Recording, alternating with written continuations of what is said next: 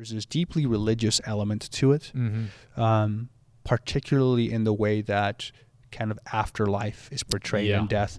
And I think going back to what you just said, like man is a religious being, right? Mhm. And like, what do we mean by that? What a religious being, right? A religare, right? To be connected to something, to be bound to something, to be pulled out and to be connected to something else, right? To be bound.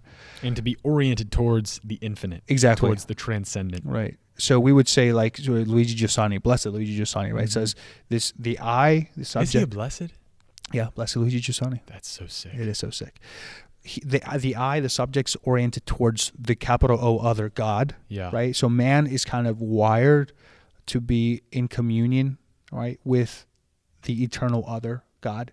Also, man, right, in communion, he's kind of prompted towards it. And how do we see that? I mean, one of the ways we would say we kind of express ritual, something simple as, preparing to go to bed. What do we do? Mm-hmm. We do certain things. We have rituals. We have rituals. Routines. Yeah, we preparing for a meal. Yeah, right? maybe you pray. We set maybe the table. Set right? the table. Do that type of stuff. And we have these holidays that are kind of a, if you will, a pseudo, or not pseudo, maybe what's the word here? Para ritual expression. You have waking up. What do you do when you get up? I mean, you have all these kinds of things, right? We sing happy birthday songs. That's kind of weird if it's not your birthday, Right. You go to church, these guys are wearing robes or whatever. This would be weird if it didn't have some context, you know what I mean?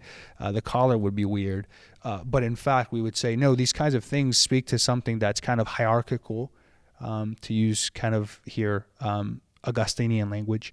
It's like there's something in us that we value to certain degrees, and the things we value most end up on the top of the hierarchical structure, and we worship. That's when we would say, like, and that's kind of the scriptural kind of context here, right? So like in the Old Testament, when worship goes wrong, all seems to tumble down and fall. And the idea of like the prophets is to kind of reestablish a right worship, a right religiosity that's kind of intertwined in the heart of man, given to us by God, because we're rational beings and we want to kind of give creation back to God. And then in the New Testament, what do we have is our Lord Jesus Christ perfectly offering creation back to the Father. Right? And so apply that to something like even this movie, for example. There is this religion expression constantly of, as Joey was making the point, the rationalistic approach to the world, the materialistic approach to the world, this chemical exertion of components kind of colliding together to give you some sort of comfort is not sufficient. And we know that. Our heart knows that. Love is not tangible for concepts. Ideas are not purely tangible.